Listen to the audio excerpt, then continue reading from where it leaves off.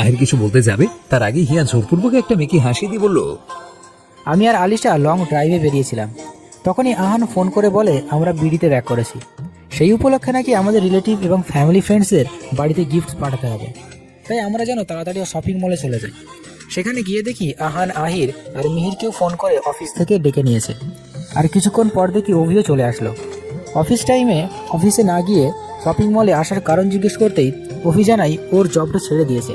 তারপর আর কি সবাই মিলে কিছুক্ষণ কেনাকাটা করে সেগুলো বাড়িতে পাঠিয়ে দিয়ে এখানে চলে এলাম। হিয়ানের কথা শেষ হতেই সাইফা অভির দিকে তাকিয়ে অবাক কণ্ঠে জিজ্ঞাসা করলো, অভি ভাইয়া, তুমি জবটা ছেড়ে দিয়েছো? কিন্তু কেন? এত ভালো একটা জব, শুরুতেই 80,000 টাকা স্যালারি দিয়েছে, আর তোমার যা কোয়ালিফিকেশন তাতে 2-1 বছরের মধ্যেই তোমার র্যাঙ্ক আরো বাড়ানো হতো। তাহলে এত ভালো জবটা ছাড়লে কেন? আলিশা অনেক কষ্ট নিজের হাসি চেপে রেখে বলল, কাল রাতে নাকি বাপি ওকে নিজের চেম্বারে ডেকে বলেছে যদি এই জবটা ছেড়ে আমাদের অফিসে জয়েন না করে তাহলে বাপি ওকে কান ধরিয়ে রাস্তার মাঝখানে দাঁড় করিয়ে রাখবে, না হলে একটা 60 বছরের বুড়ির সাথে বিয়ে দিয়ে দেবে। আলিশার কথা শুনে সারিকা সাইফা হা হা করে হেসে দিল। ওদের হাসি দেখে দিশা, রিজা আর আলিশাও ঠিক করে হেসে দিল। হিয়ান ঠোঁট চেপে হাসছে। আহিরা মিহির এতক্ষণ রেগে থাকলো, এবার না হেসে পারলো না। শপিং মলে বসেও এই বিষয়টা নিয়ে সবাই অনেক হাসাহাসি করেছে। মেঘ সবাইকে হাসতে দেখে ওর এতক্ষণে সব ভয় জানলা দিয়ে উড়ে পালিয়ে গেল। ও খিলখিল করে হেসে দিল। আহানের তীক্ষ্ণ চোখ দুটো হঠাৎ করে শীতল হয়ে আসলো। ও একরাশ মুগ্ধতা নিয়ে মেঘের হাসির দিকে তাকিয়ে আছে। সবাইকে এইভাবে হাসতে দেখে অবি কিছুটা লজ্জা পেল। ও লজ্জাটা থাকতে রাগ করার ভান করে বলল, আপনাদের রাত আর হাসাহাসির পর্ব শেষ হলে আমরা এবার রেস্টুরেন্টের ভিতরে যেতে পারি, নাকি সারাদিন সবাই এখানে দাঁড়িয়ে দাঁড়িয়ে হাওয়া খেয়ে পেট ভরবেন? আলিশা হাসি থামিয়ে বলল, রিয়েলি গাইজ, আমার অনেক খিদে পেয়েছে, সবাই ভিতরে চলো প্লিজ। আলিশার কথায় সম্মতি জানিয়ে সবাই হাসি মুখে রেস্টুরেন্টের ভিতরে চলে গেল। আহান গেট দিয়ে ভিতরে ঢুকতে যাবে, তখনই খেয়াল করলো মেঘ বাকিদের সাথে ভেতরে ঢোকেনি। ও আশেপাশে তাকিয়ে মেঘকে খুঁজতে লাগলো। কিছু একটা মনে করে ঘাড় ঘুরিয়ে পেছনে তাকাতেই দেখলো মেঘ আস্তে করে খুঁড়িয়ে খুঁড়িয়ে হাঁটছে। আহান দ্রুত হেঁটে মেঘের সামনে গিয়ে দাঁড়ালো। মেঘের পায়ের দিকে ভালো করে তাকাতেই দেখতে পেলো ওর পায়ে ব্যান্ডেজ করা। আহান চিন্তিত ভঙ্গিতে মেঘের দিকে তাকিয়ে জিজ্ঞাসা করলো, তোর ভাই কি হয়েছে, ব্যান্ডেজ করা কেন? আহান এইভাবে হঠাৎ করে প্রশ্ন করে মেঘ কিছুটা থতমত খেয়ে গেল। কি বলবে কিছুই বুঝতে পারছে না। সত্যিটা বললে নিশ্চিত আবার বকাবকি করবে, তাই ও মাথাটা নিচু করে হাত কোচলাতে লাগলো। আহান ধমক দিয়ে বলল, কিছু জিজ্ঞেস করছি তো আমি।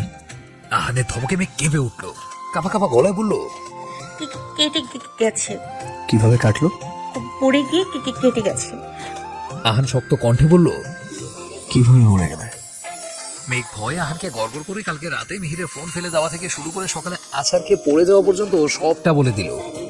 মেঘের কথা শুনে আহানের মেজাজটা প্রচন্ড পরিমাণে বিগড়ে গেল, কিন্তু মুখে কিছুই বলল না। রাগী চোখে মেঘের দিকে কিছুক্ষণ তাকিয়ে থেকে ওকে কোলে তুলে সামনের দিকে হাঁটা দিল। হঠাৎ এইভাবে কোলে তুলে দেওয়া মেঘ চমকে উঠে চোখ বড় বড় করে আহানের দিকে তাকালো। তারপর হাত পা ছুটতে ছুটতে বলল, প্লিজ আমাকে নামিয়ে দিন, অনেকে আমাদের দিকে তাকিয়ে আছে, সবাই কি ভাববে? আই ডোন্ট কেয়ার, কে কি দেখলো বা বললো তাতে আবার কিচ্ছু যায় আসে না। But I do. এইভাবে আমাকে দেখলে যে কেউ আমার নামে বাজে কথা বলতে পারে, যেটা আমি একদমই সহ্য করতে পারবো না। একবার এই স্বার্থপর পৃথিবীর মানুষগুলোর মুখোশ ছাড়া চেহারাটা দেখেছি। প্রতিনিয়ত তাদের ধারালো কথা ছুরির আঘাত দিয়ে নিজেকে ক্ষত বিক্ষত করেছি। আরেকবার এদের কুৎসিত কথাগুলো শোনার বা সহ্য করার ইচ্ছে শক্তি কোনোটাই আমার নেই। শেষের কথাগুলো বলার সময় মেঘের গলাটা ধরে এলো। ওর যন্ত্রণা মিশ্রিত কথাগুলো শুনে আহানের পাটা থমকে গেল। আহান অবাক হয়ে মেঘের অশ্রুসিক্ত চোখের দিকে তাকালো। কতটা কষ্ট পেলে একটা বাচ্চা মেয়ে কথাগুলো বলতে পারে সেটা আহান ভালো করেই জানে। কিছু মানুষের স্বার্থপরতার জন্য মেয়েটা বিনা দোষে কত অপমান সহ্য করেছে ভেবে আহান একটা দীর্ঘশ্বাস ফেললো। তারপর মেঘের দিকে তাকিয়ে বলল, 4 বছর আগে তোমার জন্য আমি কিছু করতে পারিনি, বাট আই প্রমিস তোমাকে বাজে কথা তো দূরের কথা, এখন যদি কেউ তোমার দিকে চোখ তুলেও তাকায় তার এমন অবস্থা করবো শিয়াল কুকুরও তার দিক থেকে মুখ ফিরিয়ে নেবে। বলে আহান আবার সামনের দিকে হাঁটা দিল। আহানের কথায় মেঘ লজ্জায় মাথাটা নিচু করে রাখলো। আহান রেস্টুরেন্টের মধ্যে ঢুকে কয়েক পা এগুতে হঠাৎ কিছু একটা দেখে দাঁড়িয়ে গেল। ওর ফেস রগে রল হয়ে গেল। ওর রক্তিম চোখের সামনে থাকা মানুষগুলো থেকে তাকিয়ে আছে। দেখে মনে হচ্ছে এই চোখ দিয়ে এই মানুষগুলোকে পুড়িয়ে ভস্ম করে দেবে। আহানের এমন হঠাৎ রেগে যাওয়ার কারণ বুঝতে পারল না মেঘ, তাই আহানের দৃষ্টি অনুসরণ করে সামনের দিকে তাকালো। তাকিয়ে ও চমকে উঠল। অবাক হয়ে সামনের মানুষগুলোর দিকে তাকিয়ে মনে মনে বলল, এরা এখানে কি করছে? ওদের থেকে কিছুটা দূরে রেস্টুরেন্টের এক পাশে বসে আছে আবিরা জেরিন। শুধু আবিরা জেরিন না, সাথে মেঘের দুই ফুপি আর ফুপা, চাচা চাচিরা আর ও সব কাজিনরাও আছে। ওরাও সবাই অবাক চোখে মেঘেদের দিকেই তাকিয়ে আছে। মেঘ ঘাড় ঘুরিয়ে ভয় ভয়ে আহানের দিকে তাকালো, দেখলো রাগের কারণে আহানের নাকের ডগা লাল হয়ে গেছে। আহান কিছুক্ষণ ওদের দিকে তাকিয়ে থেকে সামনে এগিয়ে গিয়ে মেঘকে একটা চেয়ারে বসিয়ে দিল। তারপর হাঁটু গেড়ে মেঘের সামনে বসে ওর কাটা পাটা নিচে হাঁটুর ওপরে রাখলো। মেঘকে এইভাবে কোলে করে আনতে দেখে হিয়ানরা সবাই অবাক হলো। একটু আগে তো মেঘ ঠিকই ছিল, হঠাৎ এমন কি হলো যে আহান ওকে কোলে করে ভিতরে নিয়ে এসেছে? ওরা ভ্রু কুঁচকে আহান কি করে সেটা দেখতে লাগলো। ওরা সবাই রেস্টুরেন্টে ঢুকে আবিরদের দেখেছিল, কিন্তু কোনো রিয়াক্ট করেনি। এমন একটা ভাব করেছে যেন ওদের কাউকে চেনেই না। আর আবিরও ওদের খেয়াল করেনি, কারণ ওরা সবাই নিজেদের মতো কথা বলা ব্যস্ত ছিল। খেয়াল করলেও দিশা আর মিহিরকে ছাড়া ওরা কাউকে চিনতে পারত না। হিয়ান, অভি, আলিশা, সারিকা, সাইফা, রিজা ওরা সবাইকে না চিনলেও আবির, জেরিন আর মেঘের মেঝো চাচা চাচিকে চেনে। মিহির অনেক আগে আবির আর জেরিনের পিক ওদের দেখিয়েছে। আর মেঘের মেঝো চাচা চাচির সাথে হিয়ানদের 4 বছর আগে হসপিটালে আলাপ হয়েছিল। আর এই 4 বছরে মেঘের দাদু বাড়ির অন্য কেউ মেঘেদের সাথে যোগাযোগ না রাখলেও মেঘের মেঝো চাচা চাচি মাঝে মাঝে মেঘেদের বাড়িতে বেড়াতে আসতো। কয়েকবার হিয়ান আর আহানদের বাড়িতেও গিয়েছিল। এখন দুপুর 12:30 বাজে, তাই রেস্টুরেন্টে তেমন একটা লোক নেই। এই সময় কেউ কেউ নিজ নিজ কর্মস্থানে থাকে, আর কেউ কেউ স্কুলে, কলেজে বা ভার্সিটিতে আছে। এই মধ্যপ্রহরের সময়টা প্রায় সবাই বিজি থাকে। আহির, মিহির, অভি, হিয়ান একটা টেবিলে বসেছে, আর ওদের পাশে টেবিলে বসেছে আলিশা, সাইফা, সারিকা, দিশা আর রিজা। ওদের সবার থেকে খানিকটা দূরে আবির, জেরিন সহ মেঘেদের অন্যান্য কাজিনরা আর বড়রা বসে আছে। ওনারা এক এক টেবিলে 6 জন করে বসে নিজেদের পছন্দ মতো স্ন্যাক্স খাচ্ছে। আহান যখন মেঘকে কোলে নিয়ে আসছিল, তখন রেস্টুরেন্টের অনেকে উৎসুক দৃষ্টিতে ওদের দিকে তাকিয়েছিল। সেই দৃষ্টি অনুসরণ করে আবিরও তাকিয়েছিল। কিন্তু একে তো মেঘকে এত বছর পর এখানে দেখলো, তাও আবার এইভাবে একটা ছেলের কোলে দেখে ওরা শকড হয়ে মুখ হা করে আহান আর মেঘের দিকে তাকিয়ে আছে। আহির ওয়েটারকে খাবার অর্ডার দিচ্ছিল। আহানকে ওইভাবে হাঁটু গেড়ে বসে দেখে অবাক হয়ে আহানকে উদ্দেশ্য করে জিজ্ঞাসা করলো, হোয়াট ইজ দিস ব্রো? একে তো ওকে ভেতরে কোলে করে নিয়ে আসলে, তার উপর হাঁটু গেড়ে ওর সামনে বসে পড়েছো। এখন কি খাওয়া রেখে বিয়ের জন্য প্রপোজ করবে? আহিরের কথায় মেঘ চোখ বড় বড় করে আহানের দিকে তাকালো।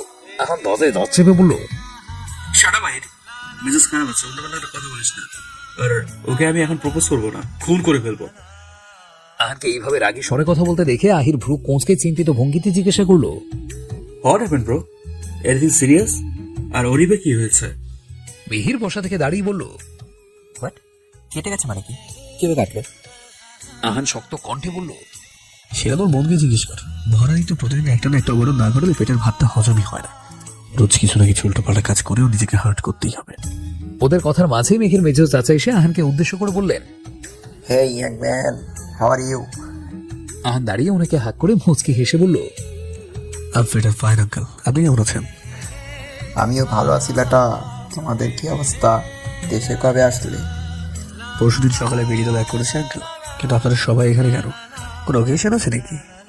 সামনের সপ্তাহে আমার ছেলের বিয়ে, তাই আজকে ওরা সবাই বিয়ে শপিং করতে বেরিয়েছে। কেন তোমরা জানো না?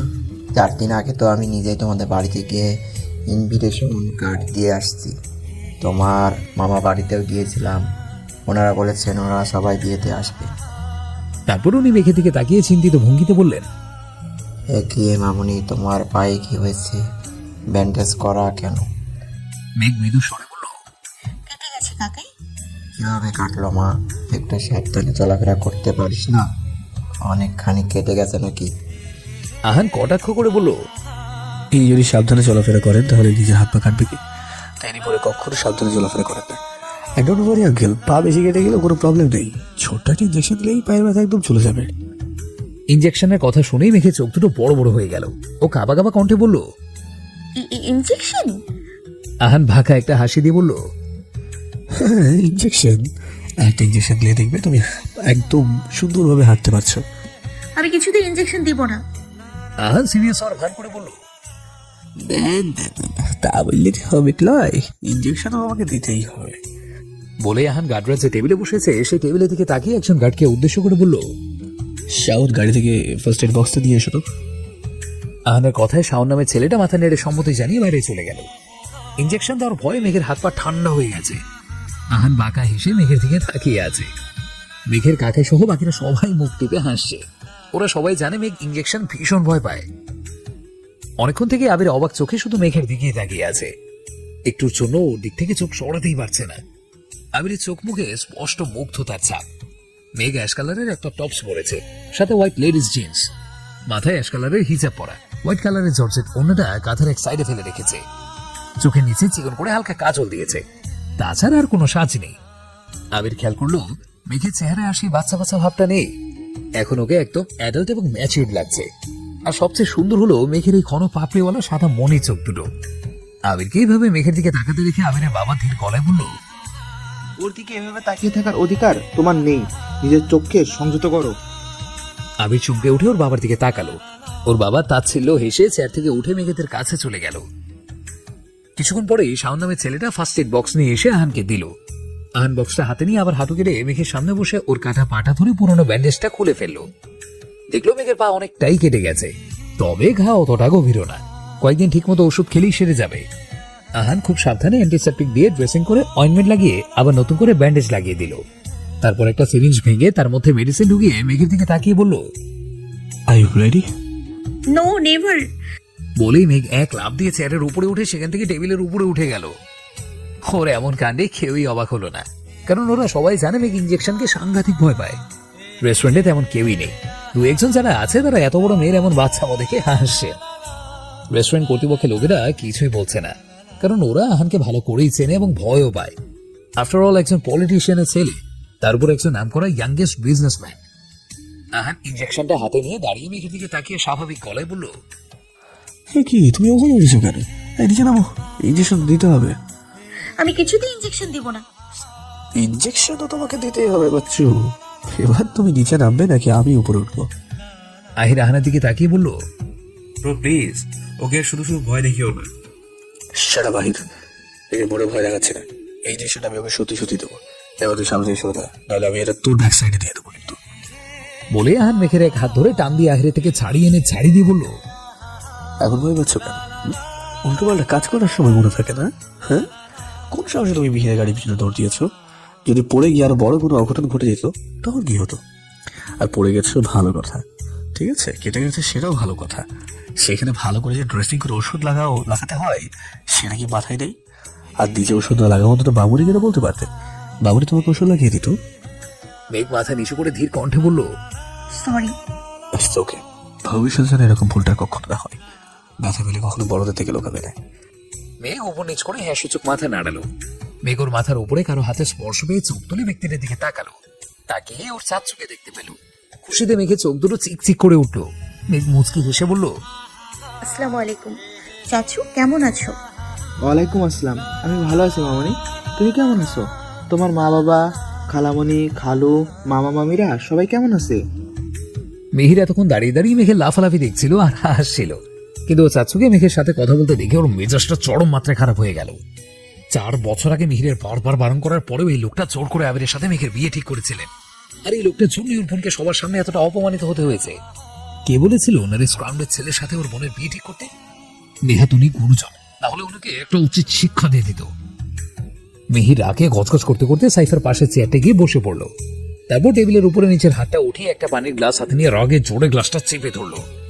সাইফা দেখলো রাগে ছোটে মিহিরের চোখ লাল হয়ে গেছে। গ্লাসটা 2-3 সেকেন্ড ওইভাবে ধরে থাকলে ওটা ভেঙে মিহিরের হাতে ঢুকে যাবে। সাইফা তাড়াতাড়ি মিহিরের হাত থেকে টান দিয়ে গ্লাসটা নিয়ে নিল। তারপর বিরক্তিকর কণ্ঠে ফিসফিসিয়ে বলল, কি সমস্যা আপনার? কয় ভাইয়ের রাগ সবসময় নাকের ডগায় থাকে কেন? যেখানে সেখানে রেগে ভাঙচুর করা, গুন্ডামি করা আপনাদের স্বভাব হয়ে গেছে। এই জন্যই আমরা আপনাদের সাথে সহজে কোথাও যেতে চাই না, কারণ আপনাদের মধ্যে ম্যানার্স নামের কোনো বস্তুই নেই। খিদে পেয়েছিল তাই রেস্টুরেন্টে খেতে আসছি, কিন্তু খাবার কখন খাবো? আপনাদের রাগ দেখতে দেখতেই তো আমাদের পেট ভরে গেছে।